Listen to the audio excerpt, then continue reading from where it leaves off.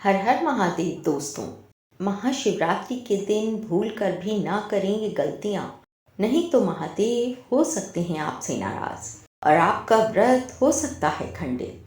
तो संपूर्ण जानकारी के लिए वीडियो को अंत तक ज़रूर देखें और अगर आप चैनल पर नए हैं तो सब्सक्राइब ज़रूर करें और महादेव के लिए एक लाइक ज़रूर करें। दोस्तों, साल 2025 में महाशिवरात्रि का व्रत 26 फरवरी को मनाया जाएगा। मान्यता है कि इस दिन विधिवत पूजा करने से भगवान शिव शीघ्र प्रार्थना स्वीकार कर लेते हैं और आपकी हर मनोकामना को पूर्ण करते हैं। अतः आपकी जरा सी भक्ति से ही शिव जी प्रसन्न होकर आपको धन धान्य का आशीर्वाद दे देते हैं। ऐसी मान्यता है कि इस दिन भगवान शिव की उपासना करने से व्यक्ति को दोगुना फल मिलता है। इस दिन कुछ बातों का खास ख्याल रखना चाहिए, वरना भगवान शिव आपसे क्रोधित हो सकते हैं और आप भगवान शिव की कृपा से वंचित रह सकते हैं। तो आइए जानते हैं आपको किन किन बातों का खास ख्याल रखना है। सबसे पहली बात है दोस्तों, आपको महाशिवरात्रि के दिन सुबह देर तक नहीं सोना चाहिए। यह अति पावन होता है, अतः ऐसा करने से व्यक्ति को दुर्भाग्य की प्राप्ति होती है। जल्दी उठना चाहिए और बिना स्नान और पूजा पाठ के कुछ भी नहीं खाना चाहिए। वैसे तो आपको शिवरात्रि का व्रत जरूर रखना चाहिए, लेकिन अगर आपका व्रत नहीं है तो भी आपको स्नान के बाद पूजा पाठ करके ही कुछ खाना चाहिए। सबसे ज़रूरी और ध्यान देने वाली बात यह है दोस्तों कि अगर आप शिवरात्रि का उपवास रख रहे हैं तो स्नान करके नए वस्त्र पहनना ज़रूरी नहीं है, लेकिन वस्त्र साफ सुथरे ही पहने।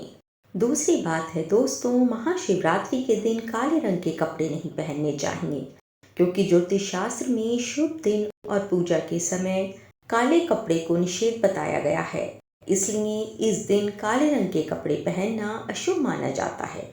नंबर 3, महाशिवरात्रि पर अन्न का सेवन ना करें। आप चाहें तो दूध या फलों का सेवन कर सकते हैं। साथ ही इस बात का ख्याल भी रखें कि आप सूर्यास्त के बाद कुछ भी ना खाएं। इस दिन सुबह जल्दी उठकर तन और मन की शुद्धि जरूर करें। नंबर 4, ये दिन पवित्रता का प्रतीक है। इस दिन लड़ाई झगड़ा, क्रोध करना, झूठ बोलना आदि कार्य करने से दोष लगता है। अतः इस दिन इन बातों का ध्यान रखें। कोशिश करें कि इस दिन आप किसी का दिल ना दुखाएं और वाद विवाद से भी बचें। किसी का भी अपमान करने से बचें और ना ही किसी का मजाक उड़ाएं। नंबर 5, भोलेनाथ की पूजा में भूलकर भी टूटे हुए चावल नहीं चढ़ाने चाहिए, क्योंकि चावल को अक्षत कहते हैं और अक्षत का मतलब होता है अटूट चावल। ये पूर्णता का प्रतीक माना जाता है, इसलिए पूजा में अक्षत टूटे हुए कभी भी नहीं चढ़ाने चाहिए। इस दिन साफ धुले हुए और अक्षत के दाने ही पूजा में इस्तेमाल करने चाहिए। इसलिए शिव जी को अक्षत चढ़ाते समय ये देख लें कि चावल टूटे हुए तो नहीं है।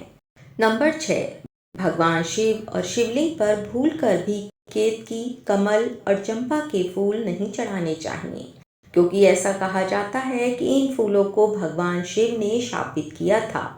इसलिए इन फूलों को चढ़ाने से भगवान शिव रुष्ट हो सकते हैं।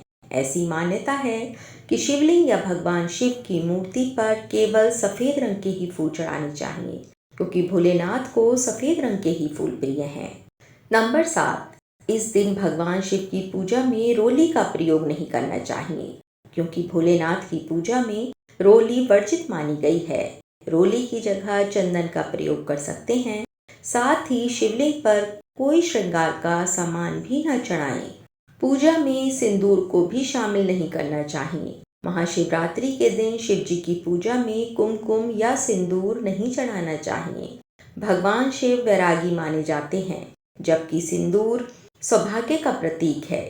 इसलिए कुमकुम या सिंदूर को शिवलिंग पर नहीं अर्पित करना चाहिए। नंबर 8, शिवलिंग पर कभी भी तुलसी के पत्ते नहीं चढ़ाएं। शिवलिंग पर दूध चढ़ाने से पहले ये ध्यान रखें कि पैकेट का दूध इस्तेमाल ना करें और शिवलिंग पर ठंडा दूध ही चढ़ाएं। अभिषेक हमेशा ऐसे पात्र से करना चाहिए जो सोना, चांदी या कांसे का बना हो। अभिषेक करने के लिए कभी भी स्टील, प्लास्टिक के बर्तनों का प्रयोग ना करें।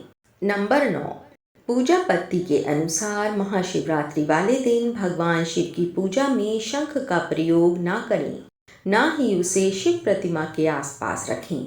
नंबर 10, शिवलिंग पर सबसे पहले पंचामृत चढ़ाना चाहिए। पंचामृत यानी दूध, गंगाजल, केसर, शहद और जल से बना हुआ मिश्रण। भगवान शिव को दूध, गुलाब जल, चंदन, दही, शहद, घी, चीनी और जल का प्रयोग करते हुए तिलक लगाएं। भोलेनाथ को वैसे तो कई फल अर्पित किए जा सकते हैं, लेकिन शिवरात्रि पर बेर जरूर अर्पित करें, क्योंकि बेर को चिरकाल का प्रतीक माना जाता है। नंबर 11, भोलेनाथ को भूलकर भी तुलसी पत्र नहीं चढ़ाना चाहिए। इसी के साथ शिव जी की पूजा में तुलसी के पत्ते और कमल का प्रयोग करना भी शास्त्रों में वर्जित बताया गया है। नंबर 12, शास्त्रों के अनुसार भक्तजनों को शिवलिंग पर चढ़ाए जाने वाले प्रसाद को ग्रहण नहीं करना चाहिए, क्योंकि इससे दुर्भाग्य आता है, साथ ही जीवन में दरिद्रता का वास भी बना रहता है। नंबर 13, कई लोग शिवलिंग पर बेलपत्र चढ़ाते समय कुछ गलतियां कर देते हैं। ऐसे में शिवरात्रि पर 3 पत्रों वाला बेलपत्र शिव को अर्पित करें और डंठल चढ़ाते समय आपकी तरफ हो। साथ ही टूटे हुए या कटे फटे बेलपत्र नहीं चढ़ाना चाहिए। शिवरात्रि पर 3 पत्रों वाला बेलपत्र शिव को अर्पित करें और चढ़ाते समय डंठल का मुंह आपकी तरफ हो। टूटे हुए या कटे फटे बेलपत्र वर्जित माने गए हैं, अतः उन्हें शिवलिंग पर ना चढ़ाएं। नंबर 14, शिवरात्रि पर भोलेनाथ को प्रसन्न करने के लिए चंदन का टीका अवश्य लगाएं। शिवलिंग पर कभी भी कुमकुम का तिलक ना लगाएं। हालांकि भक्तजन मां पार्वती जी और भगवान गणेश जी की मूर्ति पर कुमकुम का टीका लगा सकते हैं। नंबर 15, महाशिवरात्रि के दिन भूलकर भी प्याज लहसुन का सेवन नहीं करना चाहिए। ऐसा करने से भगवान शिव रुष्ट हो सकते हैं। तो दोस्तों, इस बात का अवश्य ध्यान रखें। अगर आप व्रत नहीं रख रहे हैं तो प्याज, लहसुन आदि से तब भी आपको अवश्य बचना चाहिए। साथ ही इस दिन मदिरापान भी नहीं करना चाहिए। तामसिक चीजों का सेवन भी नहीं करना चाहिए, अन्यथा महादेव के प्रकोप का सामना करना पड़ सकता है। नंबर 16, घर में किसी भी सदस्य को अपशब्द ना कहें और किसी का अनादर जाने अनजाने में भी ना करें। किसी के बारे में गलत बोलने से बचें, बड़ों का अपमान ना करें। और दोस्तों, यदि आप अपना चंद्रमा को ठीक करना चाहते हैं तो आप अपनी माँ का आशीर्वाद अवश्य लें। इस दिन ब्रह्मचर्य का पालन करें, साथ ही घर में कलेश आदि से भी बचना चाहिए। नंबर 17, पूजा के दौरान शिवलिंग पर नारियल का पानी नहीं चढ़ाना चाहिए। नारियल के पानी को माँ लक्ष्मी का प्रतीक माना जाता है, जो भगवान विष्णु की अर्धांगिनी है। इसलिए महाशिवरात्रि के दिन भगवान शिव का अभिषेक नारियल पानी से नहीं करना चाहिए। नंबर 18, ऐसा कहा जाता है कि शिवरात्रि पर भक्तों को सोने के बजाय जागरण करना चाहिए।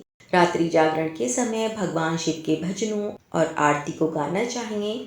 व्रत को अगली सुबह स्नान के बाद प्रसाद ग्रहण करके और भगवान शिव को तिलक लगाकर तोड़ा जा सकता है। तो दोस्तों, ये थी महाशिवरात्रि से जुड़ी हुई जानकारी। आपको हमारी जानकारी अच्छी लगी हो तो एक लाइक अवश्य करें, शेयर करें और कमेंट में हर हर महादेव लिखें। और ऐसी ही जानकारी के लिए हमारे चैनल को अवश्य सब्सक्राइब करें। हर हर महादेव।